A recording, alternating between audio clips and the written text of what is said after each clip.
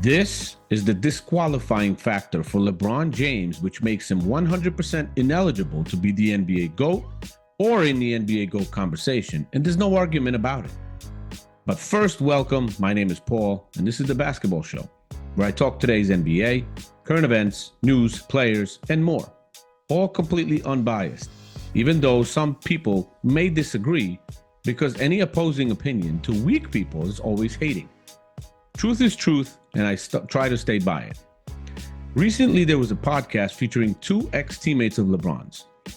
Those teammates were Dwight Howard and Mario Chalmers. There was another one in Eddie House that spoke out about LeBron during the time LeBron was in Miami. Now, this is not just about speaking out against LeBron or not liking the guy. These three guys have all called out LeBron James for slacking on the defensive end and even quitting in the NBA Finals. Now, LeBron fans' argument in this situation is always that it doesn't matter because two of them were simple role players and Dwight was at the tail end of his career. What the hell does that even matter? Did you ever see Steve Kerr say Michael Jordan was slacking or quit? Did you ever see Scottie Pippen say Jordan was slacking or not giving his all at any time on any side of the court? Horace Grant? Phil Jackson, his coach? It never happened to Michael Jordan. And that's one of the most important measures of greatness for the GOAT. If you don't have enough fight and fire in yourself and have to be called out by multiple guys from your team that played with you, that you're slacking, or that you quit in the NBA Finals, that is all anyone logical needs to automatically disqualify you from the GOAT debate. LeBron has been out of that and for at least 10 years. At this point, it's all media and LeBron driven with clutch sports. That's it. I'm going to let you listen to these three guys as they tell you themselves that LeBron was slacking and had to be called out, and that he literally did not show up in the NBA Finals. Like, which GOAT candidate, whether you take Kareem Abdul-Jabbar, whatever, Wilt Chamberlain, anybody, has any of those guys ever been accused of quitting or not giving their all at any time in their career? Here are their statements, and I'll be right back. What did you say? Stop acting like a bitch. That's it. All right. I said that, man, and I got kicked off the Lakers, so I know how you feel, nigga. I got big for the whole game, bro. It's just like certain things you can't say. You can't say that. I said that one time, and I was off the TV. Yeah, let GM get him out of. Damn, bro, that's the year after we won the championship, man. That's what happened? But it was not.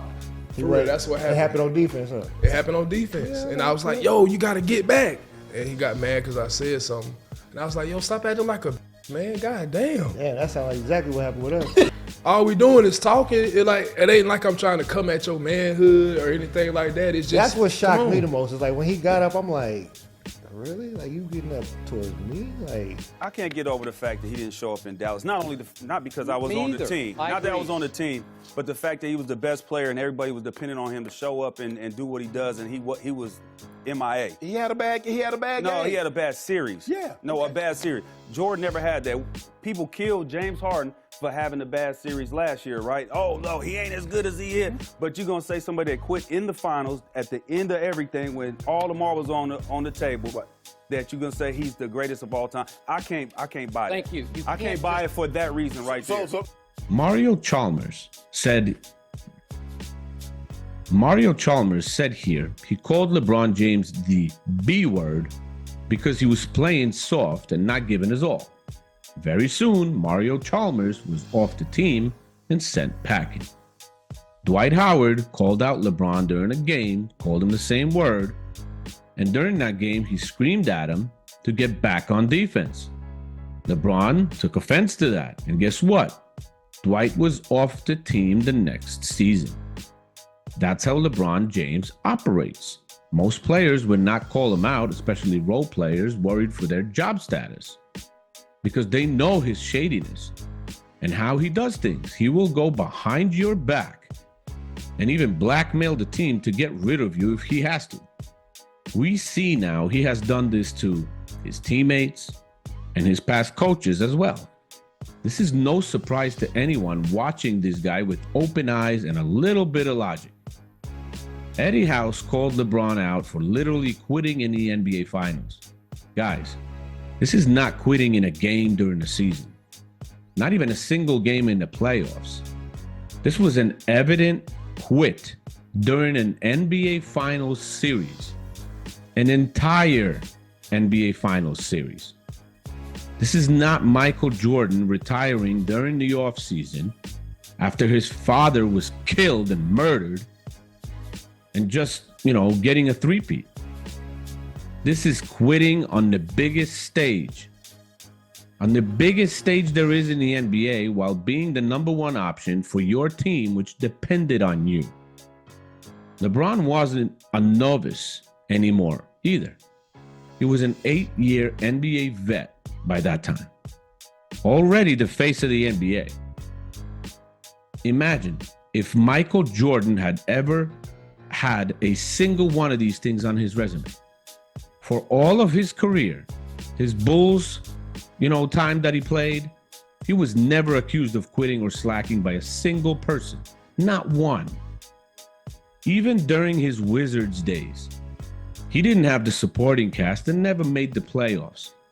But when you look at the interviews of his teammates like Tyronn Lue and others, they all say the guy was first to practice at 40 and last to leave. He was still super competitive and never took a play off. They also say on video he never even missed a single game in his last season while really playing on one leg because he had to drain his knee after every single game. He still played all 82 games out of respect for the fans and the game. LeBron James called himself the GOAT. He called himself the NBA's greatest player. Guys, that is as lame and needy as it gets. He started the debate. Clutch made it grow, and the LeBron media activists like Nick Wright just kept it alive. That's how it works. LeBron creates a narrative, then wants to control the narrative, and when he can't, he does what he recently did to Stephen A. Smith. Pops a cork and goes crazy. This conversation has been over for years.